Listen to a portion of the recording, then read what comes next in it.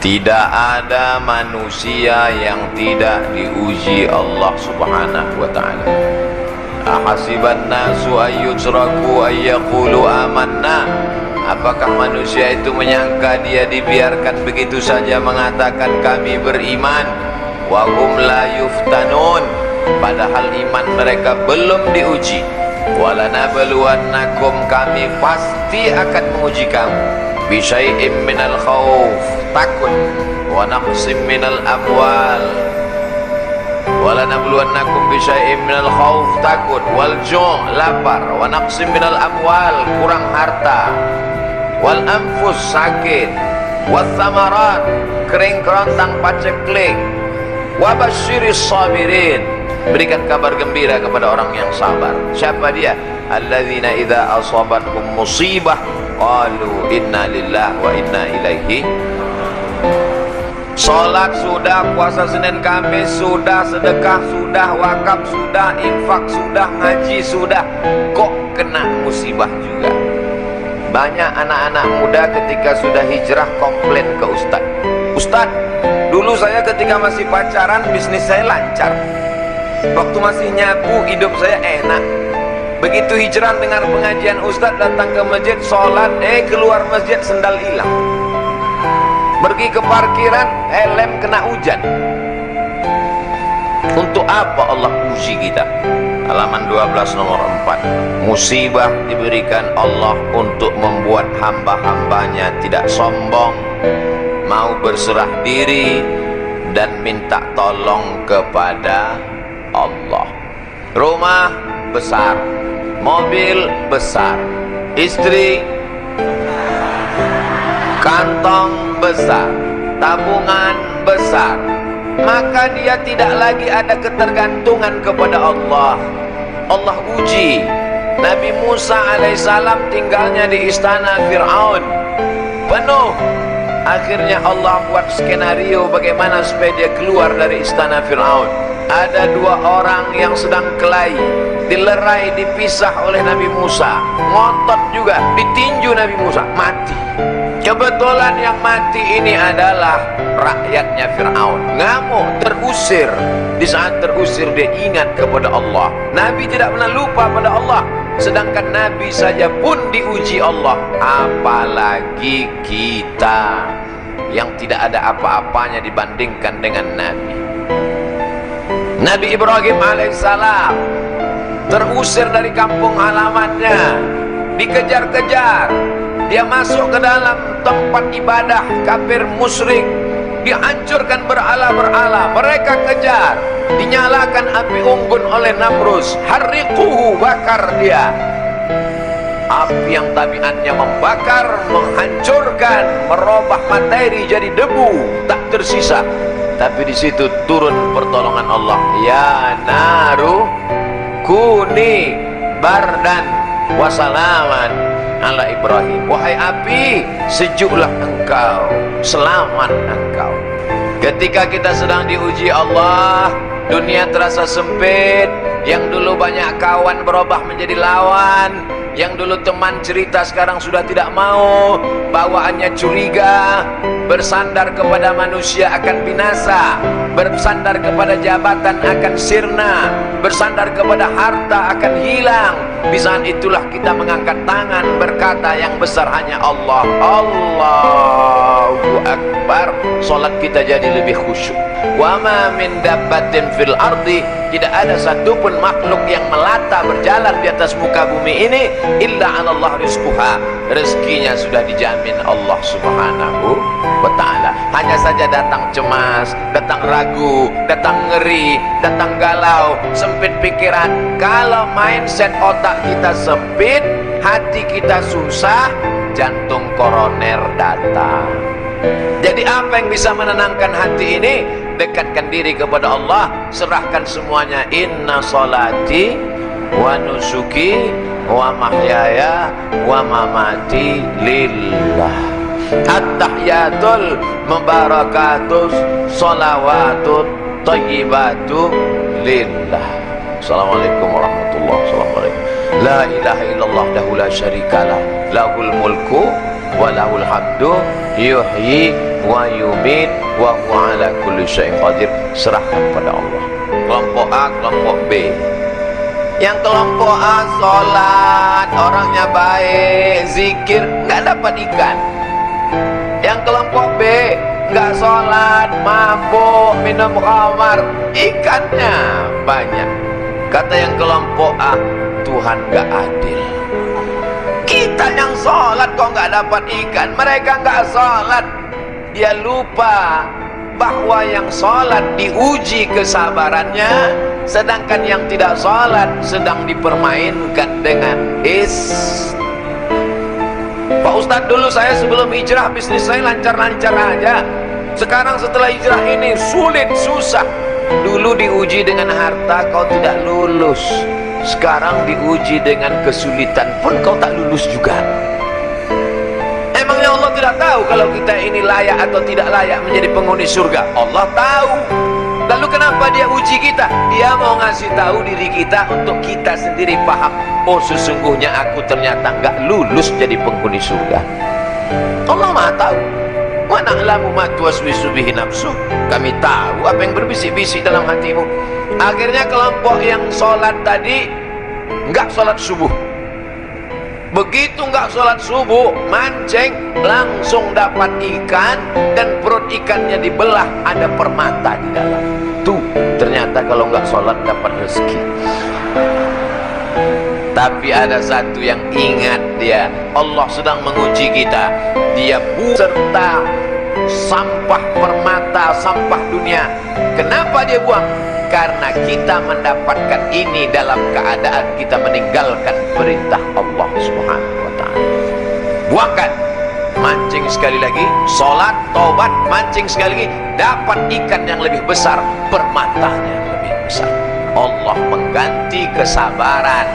Sabar, sabar bukan berarti hanya sekedar menahan diri, tapi sabar. Banyak orang menyangka sabar ketika nahan diri dari sakit. Sabar ya, sabar ya. Ini sabar paling tinggi. Sabar ketika mendapat ikan ada permata dalam perutnya, dalam keadaan tidak sholat. Inilah sabar yang paling berat. Datang orang ke rumah kita bawa uang 1 koper, mau nyogok kita. Kita kira sabar nggak? Diam. Sakit, sabar.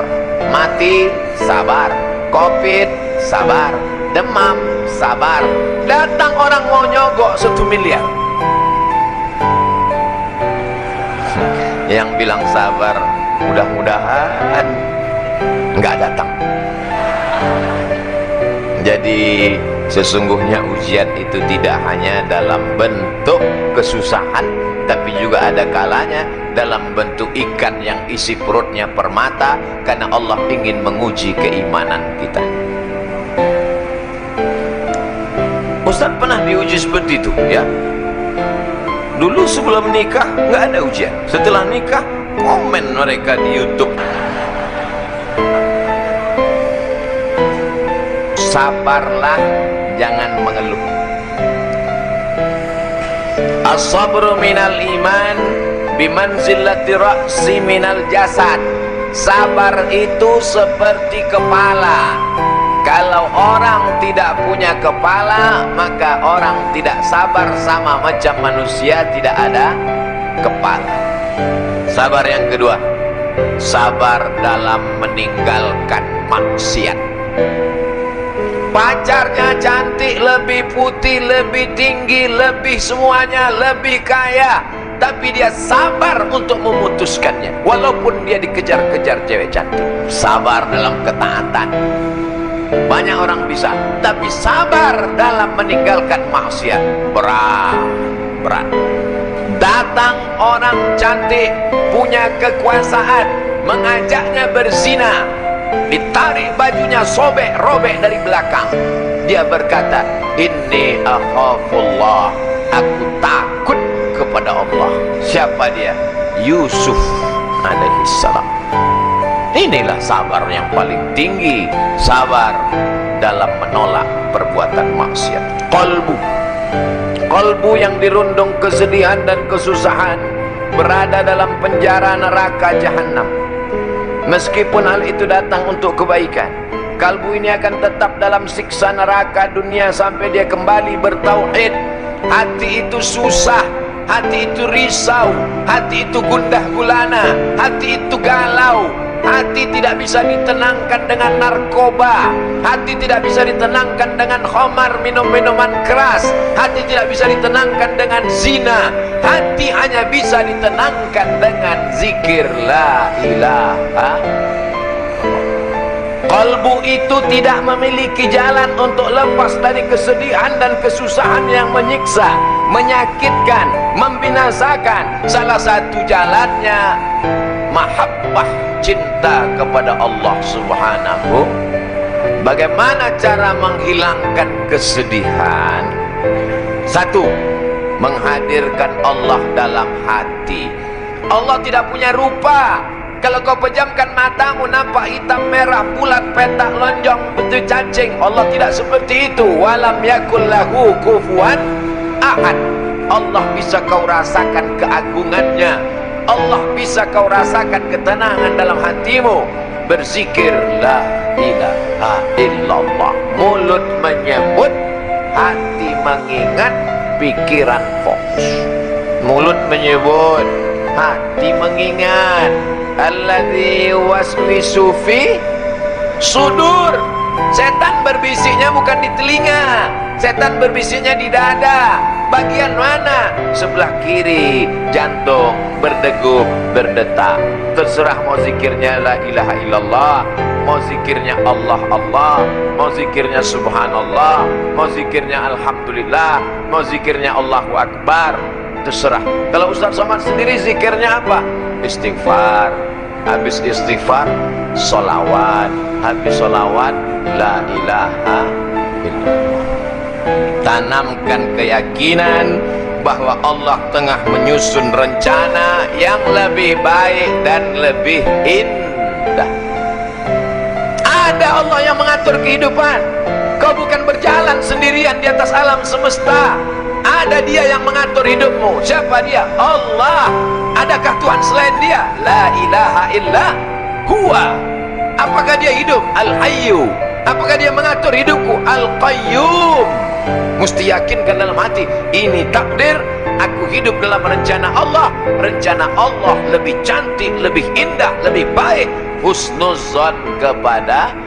Kalau kita tidak husnuzon kepada Allah, stres, depresi, tengah malam datang setan berbisik, itu minum ada jus, ternyata racun nyamuk. Kita ini masuk surga bukan karena sholat kita, masuk surga bukan karena puasa kita, masuk surga bukan karena zikir kita.